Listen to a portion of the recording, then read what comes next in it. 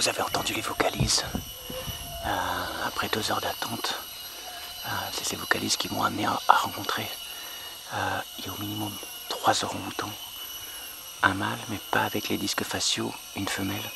C'est la femelle qui gémit parce que le mâle est en train de prendre ce qu'il veut prendre par la force. Et c'est pas la première fois que j'observe ça. C'est toujours assez impressionnant. J'ai l'impression qu'il y a un ado qui a dû se séparer de sa maman. Et sa maman a été attrapée par le mâle. Et il y a un groupe de langueurs qui est gêné par la situation et qui pousse aussi des vocalises. Le mâle pourtant m'a vu, mais il continue son affaire. Et je vais essayer de m'approcher.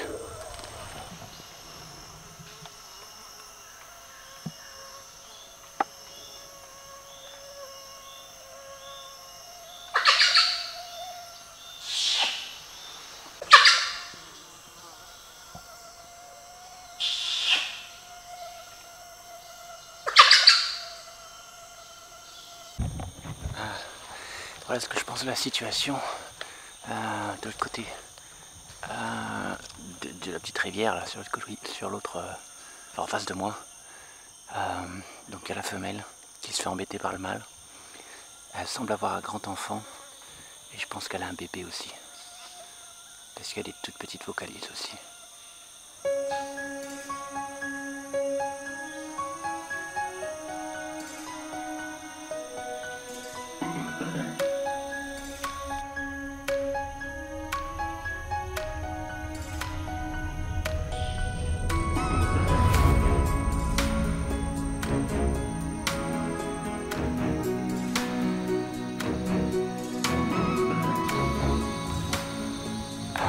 Ouais, donc c'est bien ça.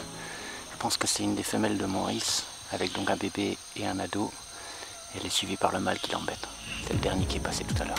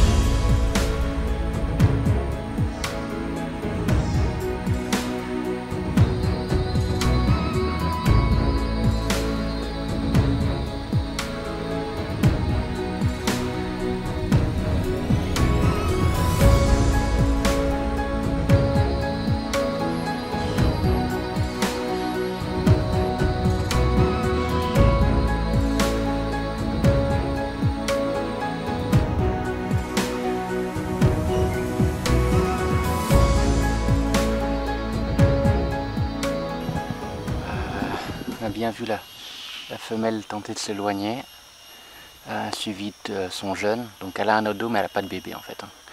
Donc même les petits cris ça venait d'elle.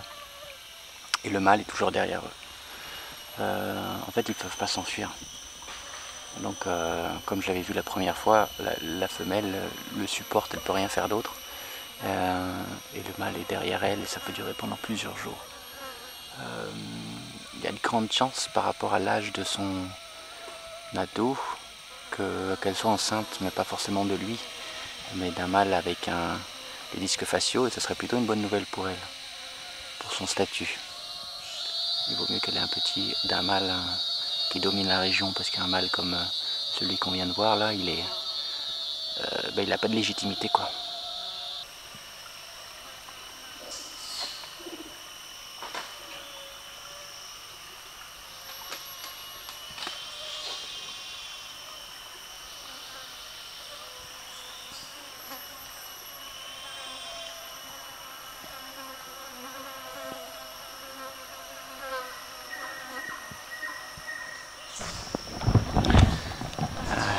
souvent vu les traces des orang-outans lorsqu'ils mangent l'écorce des arbres. J'ai souvent vu des arbres comme ça dont l'écorce avait disparu avec les empreintes dedans. Et là c'est la première fois que je vois un orang-outan, le mâle est au-dessus de moi, qui est actuellement en train de manger l'écorce. Il le mâchouille un peu comme un chewing-gum. C'est fou comme à chaque fois que je rentre dans cette forêt, j'en apprends toujours un peu plus. C'est difficile de connaître la relation de ce mâle avec la femelle, son petit. Il s'accouple par la force, mais d'un autre côté, ils restent ensemble parce que la femelle ne montre pas des signes de stress lorsqu'il ne vient pas pour la gripper. Elle a de nouveau pris de l'écorce.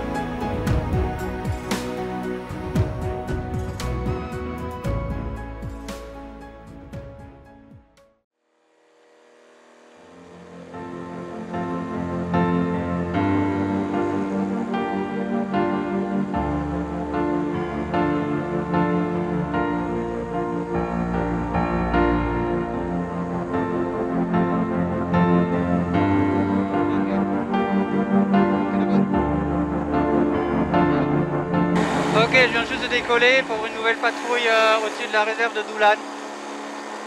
Il y a un peu des nuages à droite à gauche, mais ça devrait le faire quand même. Là, je prends un peu d'altitude comme d'habitude avant de commencer la patrouille. Donc là, je suis encore au-dessus du lac.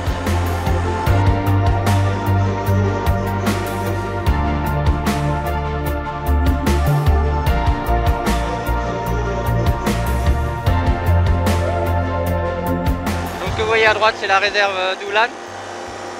Ça fait pas mal de temps que j'avais pas pu voler à cause de la météo, donc ça fait plaisir de voir que tout est en place. C'est pas que je fais pas confiance à mes gars qui font des patrouilles, mais c'est quand même mieux de temps en temps aussi de checker. Et de voir un peu ce qui se passe aux environs de la réserve, pas simplement dans la réserve. Pour voir s'il y a des plantations qui avancent ou pas. Ça semble pas être le cas.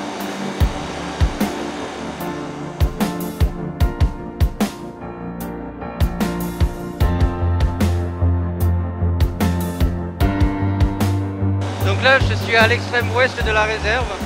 Là, ça fait très longtemps que je suis pas venu ici, ça fait plusieurs mois même à pied parce que je me concentre sur les orang-outans qui sont à l'est. Donc là, je suis content de pouvoir voler et d'avoir vraiment une idée de ce qui se passe.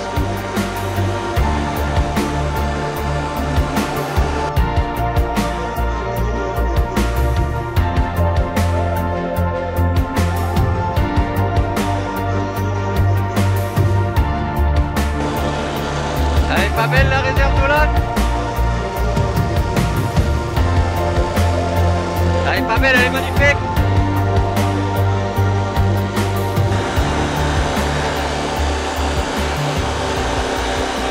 Voilà, maintenant je me dirige sur le territoire de Maurice. J'ai envie de voir comment... C'est un territoire assez particulier parce que c'est une trentaine d'hectares cernés par une végétation basse. Donc je veux vraiment assurer que voilà, rien n'est fait dans cette végétation basse.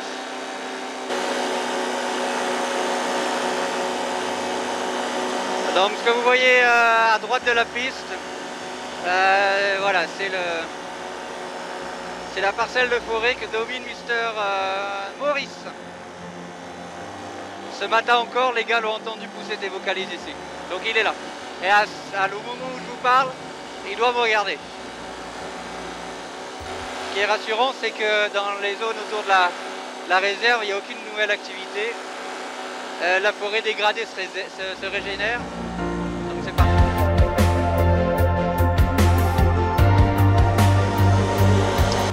Donc une superbe fin de journée.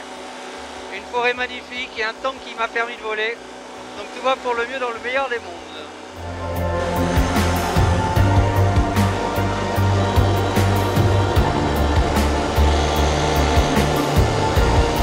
Regardez comme c'est beau. Il y a deux problèmes si on tombe dans l'eau. C'est jamais agréable. Et le deuxième problème, c'est les crocodiles.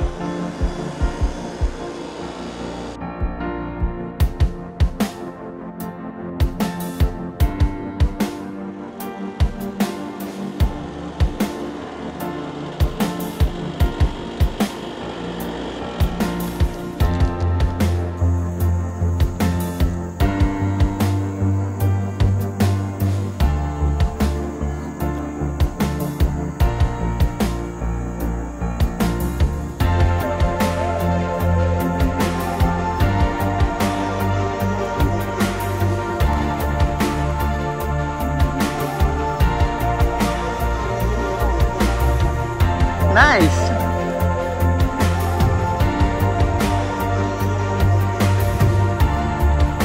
Nice!